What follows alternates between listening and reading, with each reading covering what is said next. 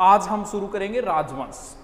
सभ्यताएं हमारी कंप्लीट हुई, लेकिन नए बच्चे जो जुड़े हैं उनके कोई प्रॉब्लम नहीं है, वो जो सभ्यताएं बची है वो बाद में करवा दूंगा। और इंडियन हिस्ट्री में जहां से राजवंश शुरू हो जाते हैं वहां से आज क्लास शुरू होगी।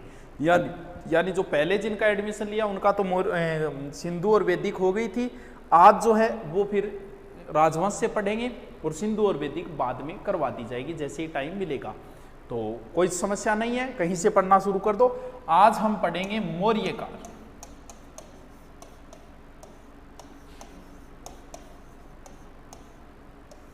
बहुत बड़ा टॉपिक है, रटने वाला टॉपिक है। कभी आपने हो सकता है नहीं भी पढ़ा होगा, क्योंकि हम राजस्थान के मेवाड़ मारवाड़ सब याद कर लेते हैं, लेकिन ये चीजें हमारे कम पढ़ते हैं। कब से कब तक है? तो मौर्य काल जो है वो 322 से 184 ईसा पूर्व तक है। इनका शासनकाल भी इंपॉर्टेंट है, तो आपको थोड़ा थोड़ा याद करना पड़ेगा। मौर्य काल जो है वो कहां से शुरू होता है? 322 से 184 BC ईसा पूर्व है। संस्थापक कौन था? मौर्य वंश का संस्थापक चंद्रगुप्त मौर्य था। चंद्रगुप्त मौर्य, यानी मौर्य वंश का संस्थापक चंद्रगुप्त मौर्य। अंतिम शासक बृहदार्थ, राजधानी पाटलिपुत्र, पटना जिसे बोलते हैं ना वो, ठीक है। हाँ देखो, नए बच्चे हैं सारे, रीट के नए बच्चे हैं, पटवार के नए बच्चे, पुलिस के नए बच्चे हैं। मौर्य काल टावरो 322, साथ साथ में लिखता जाइयो। मौर्य काल 322 से 184, मौर्य वंश को संस्थापक चंद्रगुप्त मौर्य, अंतिम शासक बृहदार्थ, राजधानी पटना। समझ गया बात ने? समझ गया? वैदिक पूरी करवा दी नहीं पटवारी जी? वैदिक में 16 संस्कार जो है वो कल्चर वाले गुरुजी कल्चर के अंदर करवाएंगे। हो सकता है उन्होंने करवा दिया होगा, वरना वो कल्चर के अंदर आता है, इसलिए मैंने छोड़ दिया उसको। सिर्फ 16 संस्कार छोड़े, वो कल्चर में आते हैं, तो कल्चर वाले गुरुजी करवाएंगे 16 संस्कार। समझ गए? तब मैंने छोड़ दिया उसको। वो बोले मैं करवाऊंगा, वो ठीक है आप करवाओ। तो गुरुजी सब इंस्पेक्टर विश्व इतिहास शुरू करो। विश्व इतिहास दोस्त सब इंस्पेक्टर में नहीं लगता, सिर्फ इंडियन हिस्ट्री लगती है, वर्ल्ड हिस्ट्री नहीं लगती। अब पढ़ो, पढ़ान दियो ही को नहीं, बहुत बातें करो रे। चलो करें शुरू, ठीक।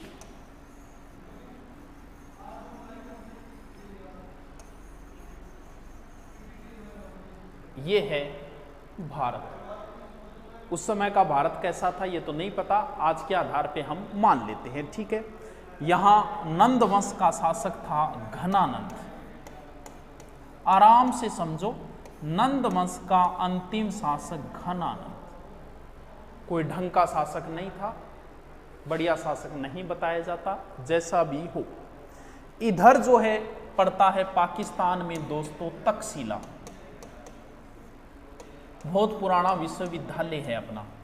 और तक्षशिला के अंदर कई गुरुजी थे, उन्हीं गुरुजी में से एक गुरुजी का नाम आता है जिनका सबने सुना है, चाणक्य। यानी यहां पर गुरुजी थे चाणक्य, विष्णुगुप्त जिसे बोला जाता है, कौटिल्य जिसे बोला जाता है, जिसके इकोनॉमी अर्थशास्त्र जिसकी पुस्तक है, ठीक है।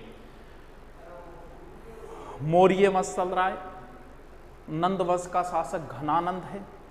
इधर तक्षशिला में एक गुरुजी हैं, चाणक्य हैं, सबने नाम सुना है, ऐसा कोई नहीं है जिसने चाणक्य का नाम नहीं सुना हो, ठीक है। अब क्या हुआ, भारत में एक ऐसी सिचुएशन बन रही थी कि सिकंदर के आक्रमण की बातें चल रही थी। एक दिन चाणक्य ने सभी गुरुओं को बुलाया, कह रहे मास्टरों भयंकर व्याधि आ रही है। क्या आ रहे? बोल सिकंदर आ रहे। हाँ बोलो सिकंदर, घनानंद है अंतिम शासक। सिकंदर योग के खाकड़े बहुत तकड़ो आदमी है, भारत पे आक्रमण करेगा। बोल तो के करा? बोला आपा तो के कर सका, पर आपने पूरे भारत के राजाओं को एक जगह कर ले और सिकंदर के सामने लाके खड़े कर दे तो भारत बच सकता है। पीटीटी लाइव कल्चर की क्लास क्यों नहीं आई? क्यों नहीं आई? भी आई होगी, देखो। हाँ देखिए, अब भाई साहब सभी गुरुजी बोले यार आपनो काम पढ़ानो है और आपनो काम है काम को नहीं, और ये संभव है ही नहीं। इन राजाओं को एक जगह लाने का मतलब ये है कि मेंढकों को एक तराजू में लाना। एक मेंढक को उठा के लाओगे, दूसरा जंप मार के नीचे कूद जाएगा। बड़ा मुश्किल काम है। हाँ चल महापदम नाम था, ठीक है, अब मान ले। हाँ तो अब ना करो, थोड़ा पढ़ लो, थोड़ा आनंद आ लग जाए, ठीक है। ये देखो, अब भाई चाणक्य की तो टेंशन थी, बोल नहीं भाई मैं तो करूंगा। तो चाणक्य ने एक दिमाग लगाया, माइंड लगाया कि सभी राजाओं पे जाने से अच्छा है कि उस समय का सबसे शक्तिशाली जो राज्य है वहीं चलते हैं, घनानंद के पास। तो चाणक्य वहां से, थोड़ी आवाज बढ़ा भी, चाणक्य वहां से रवाना हुआ और घनानंद के दरबार में पहुंचा। घनानंद के दरगाह में डांस प्रोग्राम चल रहे थे। मेरा चैन बैन सब उजड़ा, जालिम नजर हटा ले, बस वो डांस प्रोग्राम करता था, दारू वारू छांटिया माटिया मार गई। बाहर चाणक्य खड़ा हो गया और अंदर संदेश भेजा कि कहो तक्षशिला से एक मास्टर जी आए हैं, टीचर आए हैं, कॉलेज लेक्चरर आए हैं, आपसे मिलने के लिए आए हैं। हाँ बोल भी, संदेश गया अंदर। घनानंद ने कोई ध्यान नहीं दिया। गुरुजी सोचियो कि क्या बात है, घनानंद इतनो के बिजी है जो अपने एक गुरु का सम्मान ही नहीं कर रहा है। चाणक्य ने दरबार के अंदर प्रवेश दिया, देखा तो डांस प्रोग्राम चल रहा था शानदार तरीके से। चाणक्य ओ हो गलत काम हो रही हो। तो चाणक्य ने परिचय दिया कि मैं एकमेव सेक्रेटरी तक्षशिला विश्वविद्यालय चाणक्य। और फिर कि सिकंदर को आक्रमण हो रहे, बोल फिर तो तू सुना है, पर वो ले बैठा वो नहीं। बोले फिर घनानंद के कोई टेंशन नहीं थी। बोले यार मसा तो आनंद आने लगे डांस प्रोग्राम में, तू बीच में आ गयो यार, करे तो आक्रमण मैं देख लूंगा, तू निकल। तब चाणक्य ने थोड़ा प्रेशर दिया होगा कि यहाँ ना कर, तू राजा है बा है। तो घनानंद ने कहते हैं कि उनको धक्का दिया, धक्का देते ही चाणक्य गिरा, गिरते ही चाणक्य की चोटी खुल गई। ब्राह्मण कभी चोटी खुली नहीं रखना। चोटी खुलते ही चाणक्य ने प्रतिज्ञा ले ली कि मैं जब तक तेरा समूल नष्ट नहीं करूंगा तब तक ये चोटी वापस नहीं बांधूंगा। तो जब भी आपको घनानंद की का चित्र मिले तो वो चोटी खुली हुई का ही चित्र मिलता है। घनानंद चाणक्य जो है वो गुस्से में था और बड़बड़ाते हुए वापस जा रहा था। बीच में क्या देखता है, नजदीक ही पाटलिपुत्र के नजदीक ही वहां पर कुछ बच्चे गेम खेल रहे थे, राजकिल्लम।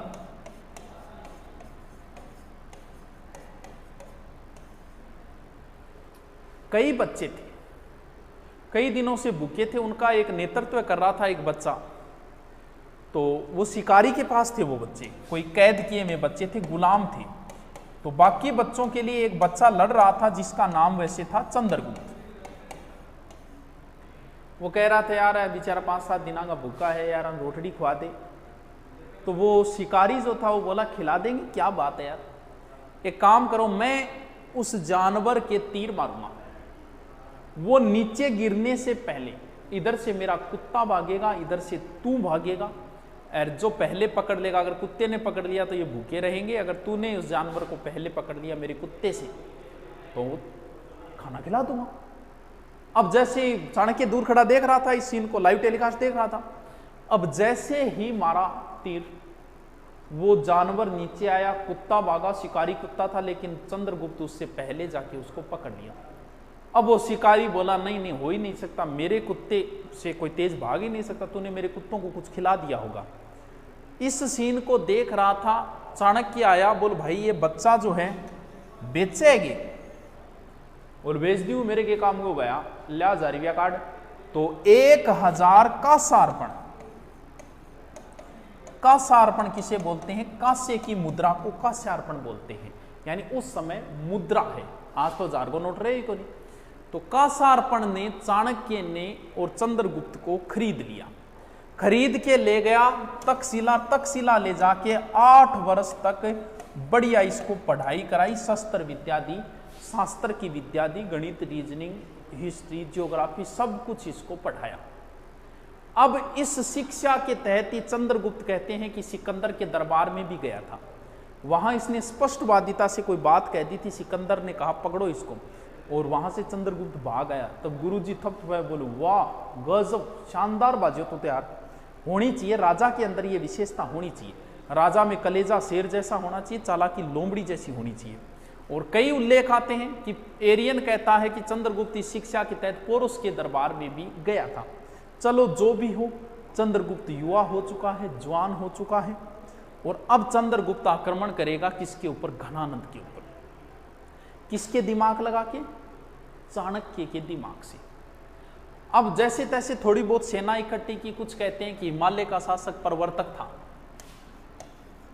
प्रवर्तक से मदद ली, हो सकता है कुछ पैसों से कोई सेना खरीदी होगी, और चाणक्य ने चंद्रगुप्त के साथ मिलकर सीधा घनानंद पे आक्रमण किया, और आक्रमण करते ही मुंह की खानी पड़ी। सेना वापस भाग रही थी और एक गांव के अंदर रुके। वहां पर क्या होता है, ऐसी कोई घटना आती है कि कोई वहां चाणक्य भी था और कोई महिला जो है वो अपने बच्चे को खिचड़ी खिला रही थी, घी बीच में डाला हुआ था ही। तो उस बच्चे ने खिचड़ी के बीच में हाथ डाला, डालते बेचारा हाथ बढ़ गयो, बलते उस महिला ने उसको थप्पड़ लगाया, बोले चाणक्य की तरह तू ही पागल ही लग रहा है। चाणक्य ने सोचा यार मैं बड़ा बुद्धिजीवी आदमी और मुझे ये महिला कह रही है बावड़ो। उसने पूछा कि माता ये बताओ ये चाणक्य की तरह आपने कैसे तुलना की इस बच्चे के साथ? बोलो और क्या, चाणक्य मगध को जीतना चाहता है, घनानंद को, और सीधा ही आक्रमण कर दिया तो मुंह की तो खाएगा। पहले उसे नजदीक वाले पंजाब ऐसे करते करते जीतना चाहिए था, सीधा ही बीच में हाथ डाल दिया। तो इस बच्चे को भी खिचड़ी पहले साइड से खानी चाहिए थी, फिर बीच में से खानी चाहिए थी। वाह, महिला तो बड़ी विद्वान है। अब चाणक्य धीरे धीरे इन क्षेत्रों को जीतते हुए और सीधा आक्रमण किया घनानंद पे। घनानंद का सेनापति था भद्दशाल। क्या हुआ क्या नहीं हुआ, हार गया जैसे तैसे हो, और भारत की साम्राज्य की सत्ता आ गई किसके पास है? चंद्रगुप्त के पास। भारत का सम्राट कौन बन गया? चंद्रगुप्त।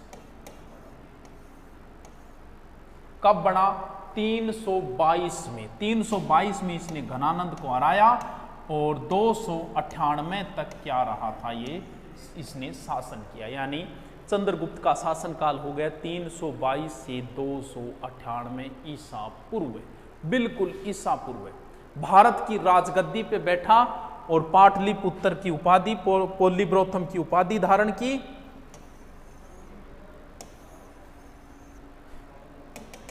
अब समझते हैं कुछ नई बातें। चंद्रगुप्त बन गया भारत का सम्राट, माता मूरा के नाम पे पड़ा। अलग बाद में जिक्र करेंगे, मूरा वगैरह का जिक्र अभी नहीं करेंगे, राजस्थान ज्योग्राफी की क्लास कब आती है? सुबह आती है, आज नहीं आई थी, ठीक है। चंद्रगुप्त के कुछ तो उपनाम है, बहुत ईजी, आराम से याद हो जाएगा। भारत का प्रथम साम्राज्य सम्राट, भारत का प्रथम साम्राज्य सम्राट। एक तरीके से पहली बार भारत में साम्राज्य का संस्थापना हुई है, भारत का प्रथम साम्राज्य संस्थापक, ठीक है। भारतीय स्वतंत्रता का नायक, लिखते जाना साथ साथ में, भारतीय स्वतंत्रता का नायक, ठीक है, आराम से याद हो जाइए ये तो। भारत का मुक्तिदाता, आराम से याद हो जाएगा, भारत को मुक्ति कर दी इसने। प्रथम साम्राज्य, भारतीय प्रथम नायक, भारतीय स्वतंत्रता संग्राम का प्रथम नायक, भारत का मुक्तिदाता। हाँ, उर्दू का भी जिक्र चल रहा है, जल्दी हो जाएगा, आपका समाधान करेंगे, बिल्कुल कर देंगे, जल्दी कर देंगे। एक बार आप इनको पढ़ लो, दोनों के टीचरों की बातें चल रही है। बफरिंग तो नहीं है, कोई एक दो में हो सकती है, वरना बफरिंग वाली प्रॉब्लम तो नहीं है। तो चंद्रगुप्त का जन्म कहाँ है? कुसुमसर में। और भी बहुत सारे अंग्रेजी विद्वान जो हैं, कई और जो इंग्लिश अपने इतिहास लिखने वाले, उन्होंने भी कई नाम दिए हैं।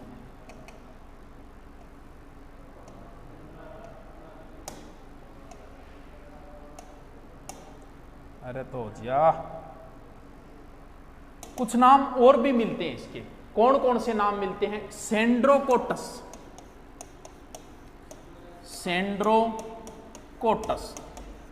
किसका नाम है दोस्तों? चंद्रगुप्त का नाम है। नाम तो थोड़ा दोहरा है लेकिन मैं रटाऊंगा, थोड़ी बहुत था, नहीं कोशिश करूंगा। सेंड्रोकोटस, एंड्रोकोटस, एंड्रोकोटस, सेंड्रोकोप्टस,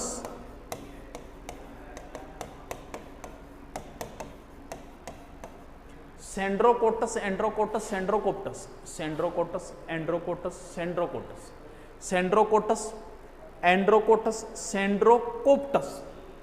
थोड़ा सा नाम है, याद करो तो कर लेना। ये नाम मैक्सनीज और स्टेबो ने दिया था, इतना डीपली नहीं पूछेंगे, बिना मतलब की माथापच्ची मत करना, वैसे कोई जरूरी नहीं है।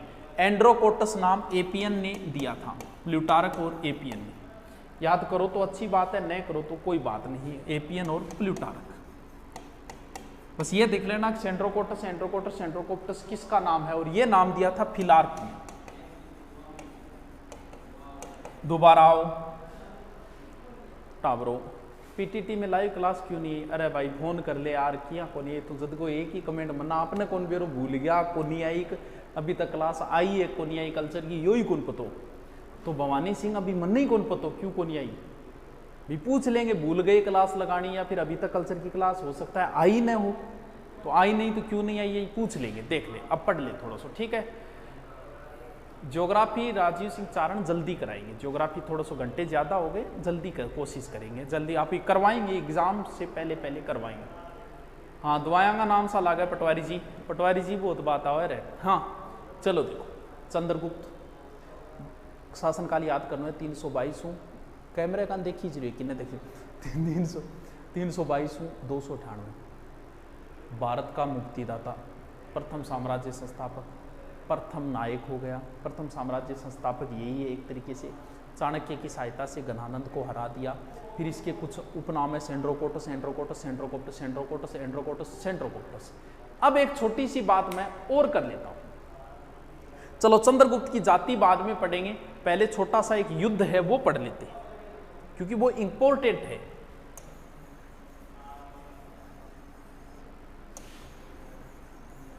क्या? चंद्रगुप्त का एक युद्ध हुआ था सीरिया शासक सेल्यूकस से।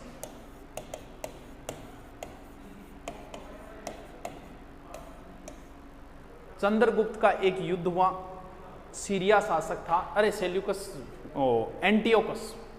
हाँ अब देखो, अब इनके बीच में एक युद्ध हुआ, यानी ये सीमाओं को पार करके एंटियोकस, इनके सीरिया शासक सेल्यूकस पार करके और आगे बढ़ा 305 ईस्वी में, और चंद्रगुप्त से युद्ध हुआ।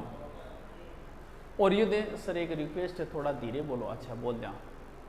हाँ चंद्रगुप्त मौर्य टावर, हाँ रितु शेखावत बड़ी एक्टिव रह भी, आवाज बढ़ाओ, कितनी बढ़ानी है मना पता। आगे बढ़ा, युद्ध हुआ, और युद्ध के अंदर सीरिया का शासक हार गया। हारते ही दोनों के बीच में 303 ईस्वी में एक संधि हुई। संधि के अंदर सेल्यूकस ने 3 प्रांत दिए थे, किसके अनुसार, सॉरी 4 प्रांत दिए थे, किसके अनुसार? स्ट्रेबो के अनुसार। हाँ सेल्यूकस है, 4 प्रांत दिए थे, कौन कौन से? काबुल, कांधार,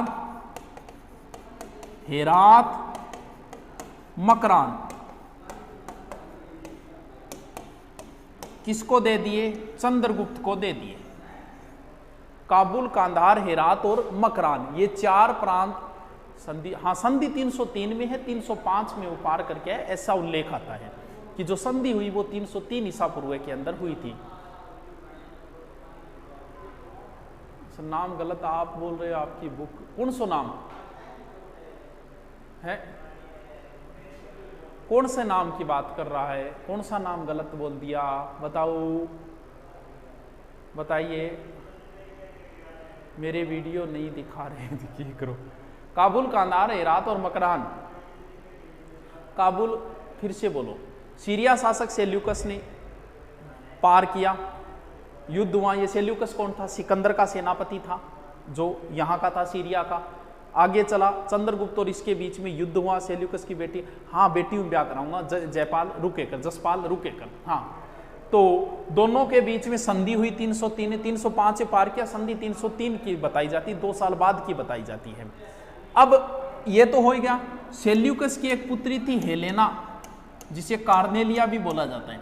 वैसे तो कहते हैं कि हेलेना का चंद्रगुप्त से पहले से प्रेम संबंध था। एक दिन चंद्रगुप्त को लड़ते हुए इसने देख लिया था, तो उसी समय उसने दिल फेंक दिया था चंद्रगुप्त के ऊपर, लेकिन उस समय ये बेबीलोन चली गई थी, इस वजह से इनकी मुलाकात नहीं। यहाँ फिर इसको मौका मिला है, मौका मिला है तो कहते हैं कि विवाह का जिक्र हुआ। लेकिन चाणक्य ने कुछ शर्तें भी रखी थी। वैसे आपको कोई पूछेगा नहीं, लेकिन मैं सिर्फ बताने के लिए बोल रहा हूँ ये शर्तें, कि उसने कुछ शर्तें रखी थी कि ऐसे तो विवाह नहीं करूँगा। पहली शर्त तो ये है कि हेलेना जो है वो चंद्रगुप्त के किसी भी राजकार्य में हस्तक्षेप नहीं करेगी। गृह कार्य में कर सकती है, फोन करके कह सकती है लून ल्याणो है, मिर्च ल्याणो है, तेल ल्याणो है, लेकिन वो ये नहीं कह सकती कि इस राजा पे आक्रमण करो, उस राजा पे आक्रमण करो, इसके साथ संधि करो, इसके साथ नहीं करो। क्यों? क्योंकि एक विदेशी महिला है, हो सकता है इसके देश की जिसके साथ दुश्मनी उस पर चंद्रगुप्त से आक्रमण करवा दे, तो ये एक विदेशी महिला है, इसलिए इसका हस्तक्षेप नहीं चलेगा। वो बात अलग है कि भारत में ऐसा हो रहा है, होता आया है, लेकिन चाणक्य उस समय कितना समझदार था, हम लोग कितने मूर्ख हैं आज भी।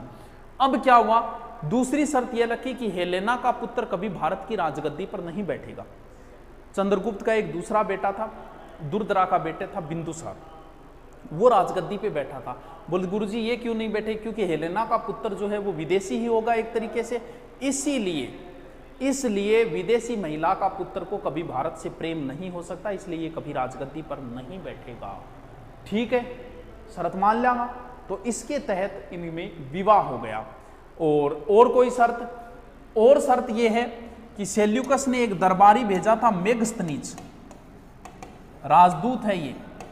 मेगस्थनीज जो है वो भारत आने वाला पहला राजदूत है, और मेगस्थनीज की पुस्तक का नाम है दोस्तों इंडिका। बहुत ही इंपॉर्टेंट पुस्तक है। कौन सी? इंडिका। और फिर सेल्यूकस ने चंद्रगुप्त ने सेल्यूकस को 500 हाथी दिए। बोले ठामाओं के गुरु रहे, बोल चिंता ना करा, ठामा एकदम पर युद्ध जीती जाए। 500 हाथी दिया कि सेल्यूकस ने। इस संधि की क्या क्या विशेष बात है? भारत की पहली अंतर्राष्ट्रीय संधि, भारत का पहला अंतर्राष्ट्रीय विवाह, भारत में आने वाला पहला राजदूत मेगस्थनीज। यानी इस संधि से 3 ऐसे क्वेश्चन निकल रहे हैं जो पहली अंतर्राष्ट्रीय संधि है, पहला अंतर्राष्ट्रीय विवाह है, और पहला दरबार में आने वाला राजदूत है। समझ गए बात को? हाँ, इंडिका पुस्तक है मेगस्थनीज की, बहुत प्रसिद्ध पुस्तक है, इसका बाद में जिक्र करेंगे। हाँ ठीक है, राहुल गांधी का भी भारत छोड़ो रे, ना करो रे, टावरा ही बात कौन करे करे, आपने पढ़ाई की बात करनी है। ठीक है, अब देखो चंद्रगुप्त की समाप्ति की ओर चलते हैं। देखिए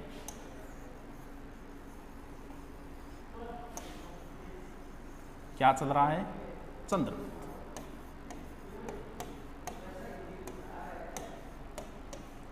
क्या क्या बता दिया, राजा बनाया और इसकी एक संधि भी करवा दी। चंद्रगुप्त जो है कहते हैं कि पश्चिमी में यहाँ सौराष्ट्र तक चंद्रगुप्त का अधिकार था। पहला शासक है मौर्य शासक है जिसने दक्षिणी भारत पर भी अधिकार किया था। किसने? चंद्रगुप्त ने। चंद्रगुप्त ने दूरी के लिए, और ये जो दूरी के मील के पत्थर लगे होते हैं ना, जयपुर इतने किलोमीटर, वो मील के पत्थर भी किसने बनवाए थे? पहली बार लगवाए थे किसने? चंद्रगुप्त ने। दूरी प्रस्तर जिसे बोला जाता है, अन्नागार भी बनवाए थे। चंद्रगुप्त के राज्य में 12 वर्षों तक भयंकर अकाल पड़ा। चंद्रगुप्त ने अपने जैन गुरु भद्रबाहु, जैन धर्म की दीक्षा ले ली थी। जैन गुरु भद्रबाहु ने घोषणा की कि 12 वर्ष अकाल पड़ेगा।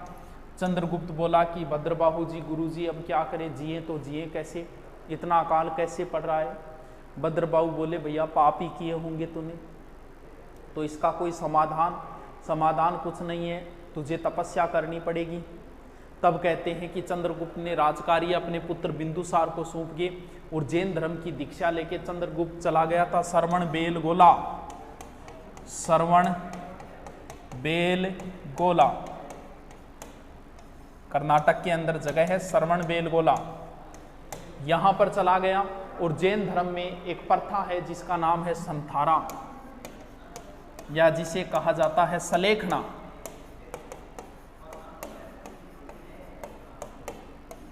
सर ये क्या होता है? ये एक पद्धति है। गुजरात पे अधिकार नहीं था, पश्चिमी भारत में गुजरात पे अधिकार था, तभी तो यहाँ पर एक झील भी है सुदर्शन है। सुदर्शन झील कैसे बनवाई फिर इसने? गुजरात पे अधिकार नहीं था तो चंद्रगुप्त के सौराष्ट्र प्रांत का गवर्नर पुष्य गुप्त था, उसी ने तो बनवाई थी सौराष्ट्र के अंदर, तो इसका अधिकार था गुजरात के ऊपर। हाँ जी सुनिएगा, संथारा एक प्रथा है, जैन धर्म के अंदर होती है। हर धर्म की अपनी एक विशेषता होती है और जैन धर्म की अलग अलग विशेषताएं हैं, और हर वक्त पे आदमी को कोई ना कोई चीज़ छोड़नी चाहिए। जैसे बचपन में हम थे वही चीज़ें लेके चलेंगे, ऐसा हो नहीं सकता। जब 30 की उम्र आ जाती है तो व्यक्ति को इधर उधर देखना छोड़ देना चाहिए, लाइन वाइन मारनी छोड़ देनी चाहिए 30 के बाद, क्योंकि 30 के बाद जब समस्या आती है तो बहुत ज़्यादा आती है। बचपन में एक अलग बात होती है, 30 के बाद की बात अलग होती है। 40 के बाद शाम के एक वक्त का खाना छोड़ देना चाहिए। शाम का खाना वैसे तो शास्त्रों में है ही नहीं, सिर्फ दूध पिया जाता है शाम को, लेकिन 40 के बाद तो कहते हैं कि शाम का खाना व्यक्ति को खाना ही नहीं चाहिए अगर लंबी उम्र जीनी है।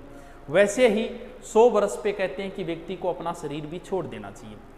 धर्म यही बोलता है जो चीज़ हमें छोड़ के जा रही है हम उसे पहले ही छोड़ देना चाहिए, इसी में हमारी भलाई है। कईयों का बाल उड़ना शुरू हो जाए, ला गया रहे बान पाछाड़ने, कहीं दौड़ा होना शुरू हो जाए, मेहंदी पर मेहंदी, जो चीज़ तुम्हें छोड़ के जा रही है तुम उसे ही छोड़ दो ना। अरे बाल उड़ रहे ले लोडी का डालिया, बात खत्म। क्योंकि जो चीज़ तुम्हें छोड़ के जा रही है छोड़ के जाएगा, ये शरीर भी हमें छोड़ेगा। एक दिन हमारी आंखें साथ छोड़ देगी, कान छोड़ देंगे, हाथ छोड़ देंगे, तो फिर एक दिन ऐसा आएगा कि हमें अपना शरीर भी छोड़ देना चाहिए। लै बहुत जी लिए अब हम छोड़ते हैं। तो ये होती है संथारा प्रथा। इसके अंदर व्यक्ति खाना पीना छोड़ देता है। ये जैन धर्म में होती है, अपने धर्म में, हिंदू धर्म में नहीं, जैन धर्म के अंदर आती है। तो इसके अंदर व्यक्ति खाना पीना छोड़ देता है और फिर कुछ दिनों बाद 15-20 दिनों बाद उसकी मृत्यु हो जाती है। इसे संथारा प्रथा कहा जाता है। यानी चंद्रगुप्त ने संथारा पद्धति द्वारा अपना शरीर त्यागा था। कर्नाटक में चंद्र बस्ती है जहां पर इसके कुछ चीजें भी मिलती है किसकी, चंद्रगुप्त की। अब चंद्रगुप्त का एक गवर्नर था जिसका नाम था पुष्यगुप्त। इसने गुजरात में एक झील बनाई थी सुदर्शन झील। इसके बारे में कई बार पूछ लेते, कहां है, सौराष्ट्र प्रांत के अंदर है। गुजरात के सौराष्ट्र प्रांत के अंदर पलासिनी और सुवर्णसिकता नदी के मुहाने पर है। थोड़ी सी ध्यान रख लेना, कई बार इसे पूछ लेते हैं। समझ गया बात ने। चलो, चंद्रगुप्त की बातें तो हो गई पूरी, यानी चाणक्य के सहयोग से इसे आप राजा बना देना। राजा बना देने के बाद सेल्यूकस से युद्ध करवा देना, इसके बाद एक झील बनवा देना, फिर उसे स्वर्णबेला ले जाके संथारा प्रथा द्वारा समाप्त कर देना।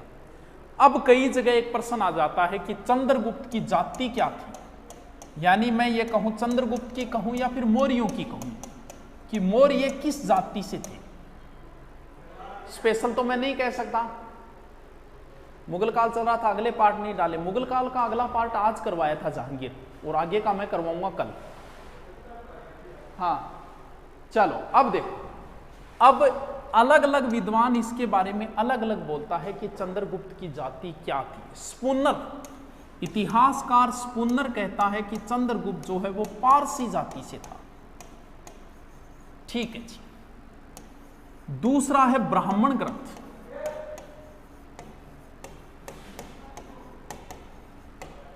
ब्राह्मण ग्रंथ क्या बोलते हैं? ब्राह्मण ग्रंथ ये बोलते हैं कि चंद्रगुप्त जो है वो शूद्र जाति से था,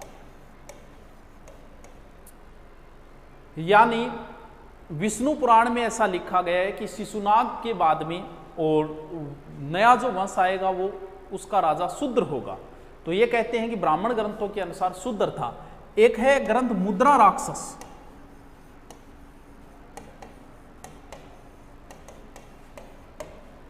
कौन सा? मुद्रा राक्षस, गिरनार पर्वत पर मुद्रा राक्षस। इसमें इसे वर्सल कुलहीन बताया गया है, वर्सल कुल से, यानी कुलहीन। ये आप सीधा सीधा हेडिंग डाल के सीधा सीधा लिख लेना, रटना है। और बौद्ध और जैन ग्रंथ, बौद्ध प्लस जैन ग्रंथों में चंद्रगुप्त को क्या कहा गया है? क्षत्रिय कहा गया है। ठीक है, बात को समझे क्या? समझे क्या?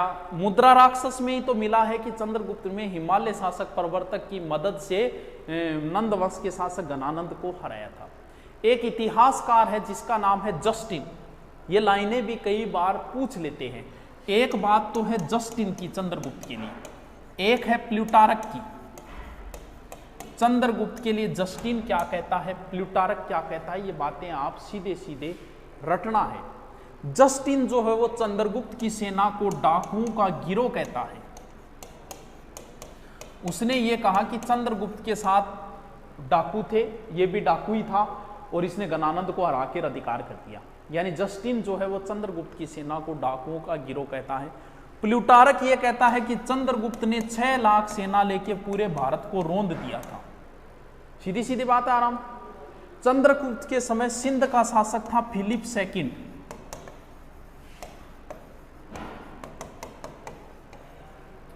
फिलिप II, ठीक है, ये नॉर्मल बातें हैं। पिता का जिक्र कहीं नहीं आता, किसी ग्रंथ किसी कहानी में हो तो बात अलग है। ये एक बालक खेलते मेरे को चाणक्य ले गया था, ऐसी कहानी। हाँ, चंद्रगिरी पहाड़ी पर बिल्कुल सही है आपकी बात मिष्टी। कांस्टेबल जैन और बौद्ध प्रश्न अक्सर पूछे जाते हैं। हाँ, पूछे जाते हैं, करवाएंगे। जस्टिन ने कहा है ऋतु डाकुओं का गिरोह। प्रशांत, मुगल काल की पीडीएफ, मुगल काल कंप्लीट होने के बाद ही दोस्त पीडीएफ मिलेगी। द पीडीएफ हैज बीन मिलेगी of the topic is complete होने के बाद। जब उससे हाथ मिलाना तब दवाई देना, अच्छी दवाई नहीं, ठीक है, पढ़ ली।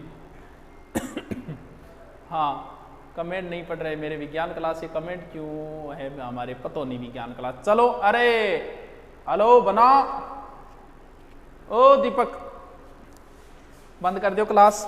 चलो कल मिलते हैं फिर बिंदुसार के अगले वाले टॉपिक के साथ।